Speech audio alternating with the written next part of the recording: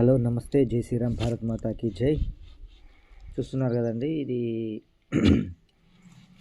ఫారెస్ట్లో ఇప్పుడు సమ్మర్ దగ్గరికి వస్తుంది కదా, సోలార్ వాటర్ ఫాల్స్ ఉంటాయి ఫర్ వైల్డ్ లైఫ్ ఎనిమల్స్ కోసం అన్నట్టు, వైల్డ్ ఎనిమల్స్ కోసం ఈ పైపు సోలార్ స్టార్ట్ చేసి వాటర్ కోసము.